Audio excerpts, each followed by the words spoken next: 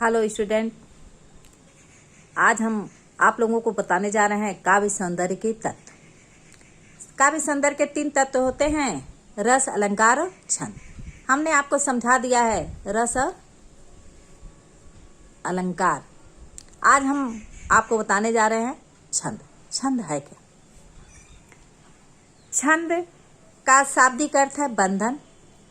अतः वर्ण, गति, विराम, मात्रा, तुक आदि नियमों पर आधारित काव्य रचना क्या कहलाती है?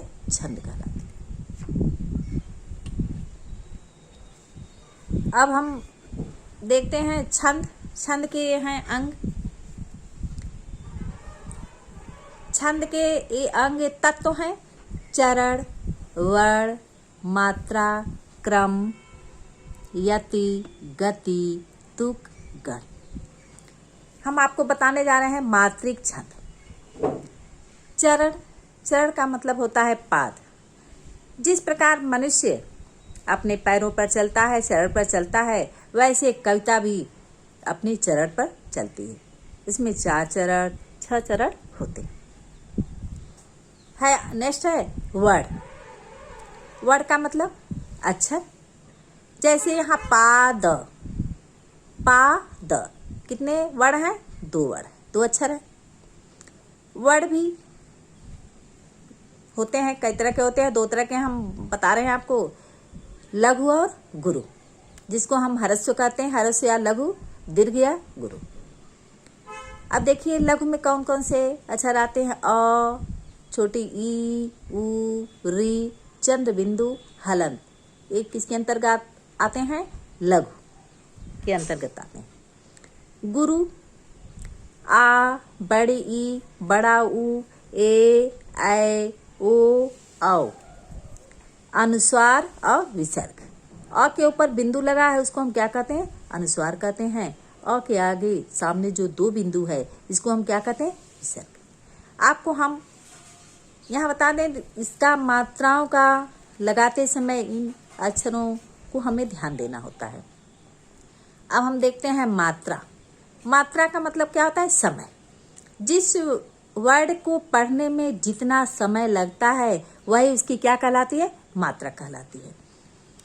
तो मात्रा लगाते समय हम ध्यान देते हैं, जैसे लघु, यदि लघु वर्ड है तो उसके सामने हम ऊपर क्या लगाते हैं? 1 का चिन्ह लगाते हैं। और यदि दीर्घ वर्ड है, जैसे आ है, बड़ी ई है, उसके ऊपर सामने हम ऊपर क्या लगाते हैं? इंग्लिश के यस की तरह चिन्ह लगाते हैं, जिसको हम क्या गिनते हैं? 2। जिसकी गिनती हम 2 से करते हैं, इसका हम क्या करते हैं? 1 से गिनती करते हैं, 1 मानते हैं उसको। अब देखते हैं क्रम। मात्राओं का क्रम। मात्राओं का क्या होता है? क्रम होता है। यति, विराम। कविता में क्या होता है?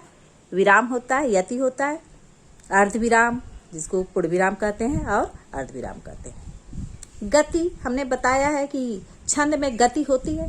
गति जो कविता को लय और प्रवाह देती है। अब देखते हैं तुक। छंद में पद के अंत में अक्षरों की समानता क्या होता है? तुक कहलाता है। जैसे जामवंत के बचन सुहाए, असुनि हनुमंत हृदय में भाए। सुहाए और भाए, ये क्या है? पद के अंत में अक्षरों की समानता है, इसे ही हम क्या कहते हैं? तुक कहते हैं। अब हम देखते हैं गढ़।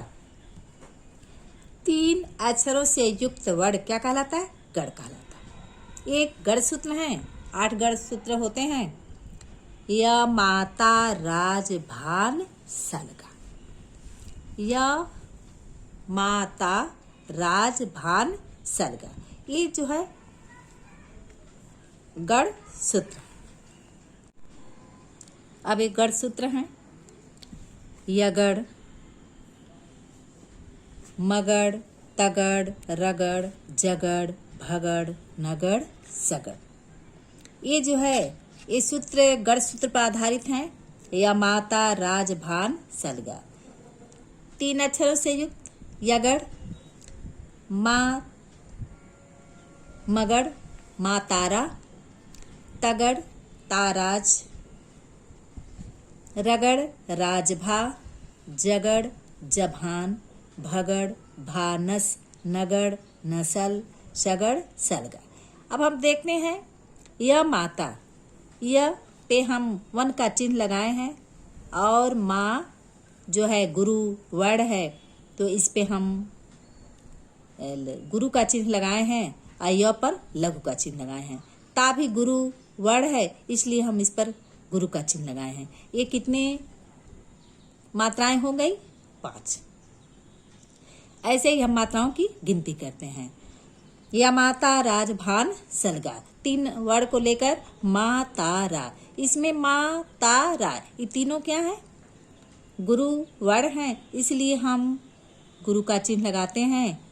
तीनों अक्षर पर हम गुरु का चिन्ह लगाते हैं जिसकी गिनती क्या हो गई? 6 हो गई। ऐसे ही है ता राज, तगड़ से ताराज। ता गुरु वर्ण है, रा भी गुरु वर्ण है और ज क्या है? लघु अक्षर है तो हम गुरु का चिन्ह लगाएंगे और ज पर वन का। इसकी भी क्या हो गई गिनती? 5। ऐसे ही हम मात्राओं का हमें जो है ध्यान देना है कि लघु और गुरु वर्ण हैं तो लघु और हम गुरु का चिन्ह लगाना। जैसे हम आपको बता दें पवन तनय संकट हरण मंगल मूर्ति रूप। जैसे हम आपको बताए थे जो चरण होते हैं, 4 चरण जो कविता चरण पर चलती है तो ये क्या है? 4 चरण है। अब हम मात्रिक के छंद में आपको बता रहे हैं सम, अर्ध सम और विषम। ये 3 प्रकार के छंद होते हैं। अब देखते हैं चौपाई। चौपाई क्या है? सम मात्रिक छंद है। चौपाई में भी 4 चरण होते हैं और चारों चरण में 16-16 मात्राएं होती हैं। इसलिए चारों चरण में 16-16 मात्राएं होती हैं इसलिए क्या कहलाता है? सम मात्रिक छंद कहलाता है। रोला भी सम मात्रिक छंद है। इसके प्रत्येक चरण में 24-24 मात्राएं होती हैं। चौपाई तो आप लोग को याद ही होगा।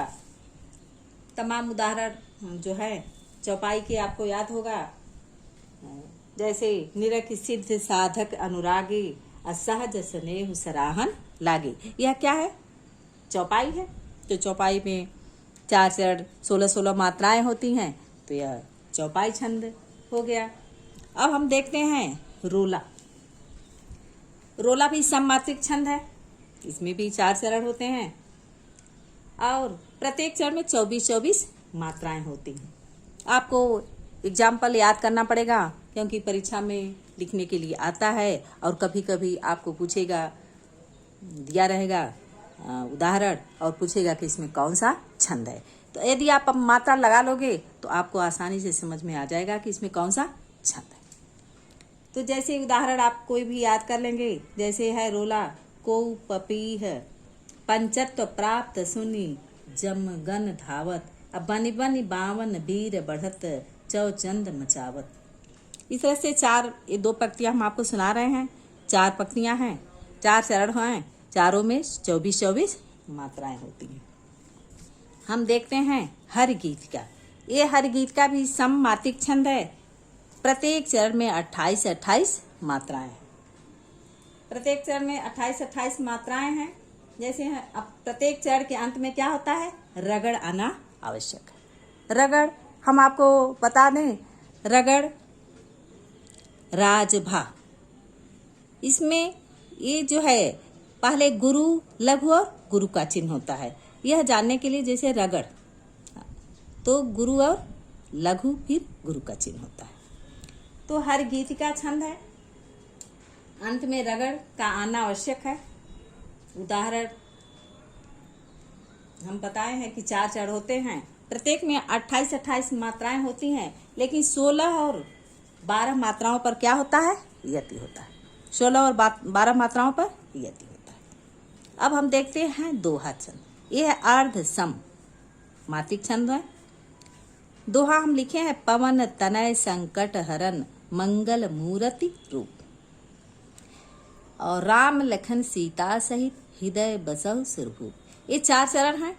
इसमें है कि 13 और 11 की मात्राएं होती हैं पहले और तीसरे चरण में 13-13 मात्राएं पहले और तीसरे चरण में 13-13 मात्राएं और दूसरे और चौथे चरण में क्या होती है 11-11 मात्राएं होती हैं।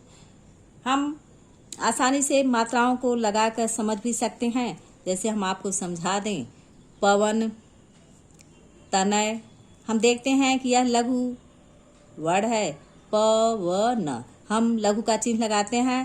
तनय ये लघु वर्ण है इसलिए हम लघु का चिन्ह लगाएंगे। संकट, संग इसमें 2 वर्ण हैं सम, तो इस पे हम गुरु का चिन्ह लगाते हैं। कट ये लघु वर्ण है। फिर ह र न, हम इसकी गिनती करते हैं 3 4 5 6, इसकी गिनती 2 से करते हैं। 7 8 हो गया, 8 2 10, 3 13, यह 13 हो गया। तो हम बता दें कि दोहा में 4 चरण में पहला और तीसरे चरण में 13-13 मात्राएं हैं। ये दूसरे और चौथे चरण में 11-11 मात्राएं हैं। हम आप लगाकर चिन्ह लगाकर आप जो है इसकी गिनती कर सकते हैं। जैसे मंगल, हम क्या करते हैं गुरु का चिन्ह लगाते हैं। ग लघु वर्ण है, एक वन का चिन्ह, फिर हम गुरु का चिन्ह लगाते हैं। र पे लघु का चिन्ह लगाएंगे, तो पे छोटे की मात्रा है इसलिए हम जो है लघु का चिन्ह लगाएंगे। रू बड़ा ऊ है, हम गुरु का चिन्ह लगाते हैं। प इसकी गिनती करते हैं, इसको हम 2 से गिनते हैं। गुरु के चिन्ह को हम 2 से गिनती करते हैं। 2 2 4 2 6 2 8 2 10 11।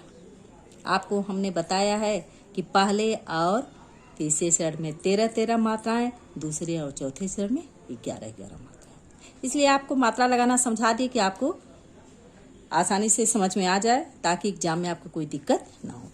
अब देखिए सोरठा छंद। सोरठा हमेशा जो है दोहे का उल्टा होता है। इसमें पहले और तीसरे में 13-13 था, लेकिन सोरठा में पहले और तीसरे में 11-11 मात्राएं, दूसरे और चौथे में 13-13 मात्राएं। ये दोहा है। आप सोरठा कोई भी सोरठा छंद का उदाहरण आप जो है याद करके उसमें मात्रा लगा सकते हैं। जैसे आपको सोरठा छंद का उदाहरण सुनाने, नील सरोरुह श्याम तरुण अरुण बारिज नयन करौ सुमम उर धाम सदा क्षीर सागर शयन। ये तुलसीदास रामचरितमानस का सोरठा है। इस प्रकार आप जो है दोहे का उल्टा सोरठा होता है। ये जो है आपके लिए बहुत आसान है, अच्छे से याद हो जाएगा, आपको कोई दिक्कत नहीं होती है। हमेशा याद रखिए कि दोहा का उल्टा क्या होता है सोरठा होता है। अब हम देखते हैं बरवे छंद। ये भी अर्धसम्मातिक छंद है। इसमें भी जो है 4 चरण होते हैं। इसके भी प्रथम पहले और तीसरे चरण में 12-12 मात्राएं और दूसरे और चौथे चरण में क्या होती है, दूसरे और चौथे चरण में 7 मात्राएं होती हैं। और सम चरणों के अंत में जगड़ होता है। सम चरणों के अंत में क्या होता है, जगड़ होता है। तो हम आपको बताएं यहाँ जगड़ जभान ये मात्रा अंत में होता है।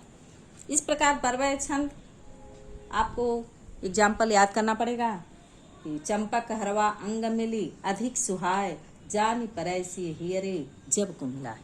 कोई भी एग्जाम में आपको एग्जाम्पल उदाहरण दे सकता है, पूछेगा इसमें कौन सा छंद है, आप मात्रा लगाकर आसानी से समझ सकते हो कौन सा छंद है। इस तरह से आपको सुविधा रहेगी, आप मात्रा लगाना सीख जाएंगे। अब आगे हम देखते हैं विषम। विषम छंद में कौन सा छंद आता है, कुंडलियां। कुंडलियां इसका नाम ही है कुंडलियां छंद। यह विषम छंद है, विषम मात्रिक छंद है, कुंडलियां इसका नाम ही है। इसमें 6 चरण होते हैं, 6 चरण होता है और प्रत्येक में कितनी मात्राएं होती हैं, 24 मात्राएं। इसमें एक पहला क्या होता है, पहली पंक्ति दोहा और दूसरी पंक्ति रोला होता है। इस प्रकार फिर तीसरी पंक्ति दोहा रोला और दोहा रोला। इस प्रकार 6 चरण जो है एक कुंडली के रूप में गुथे होते हैं। इसलिए हम इसे क्या कहते हैं, कुंडलियां छंद कहते हैं। तो आप एग्जाम में उदाहरण याद करके, साईं बैरन कीजिए गुरु पंडित कवि यार, बेटा बनिता पौरिया यज्ञ करावन हार। इस प्रकार आप एग्जाम में जो है उदाहरण याद करके लिख सकते हैं, मात्रा लगा सकते हैं। हमें पूरा विश्वास है कि यह आपको अच्छे से समझ में आ गया होगा। और आप हमें कमेंट करके भेजिए, आपको आज हमने समझाया मात्रिक छंद, जो आपके एग्जाम में आता है, चाहे CBSE बोर्ड का एग्जाम हो या UP बोर्ड का। ये छंद जो है इम्पॉर्टेंट है, जो हमने आपको समझा दिया।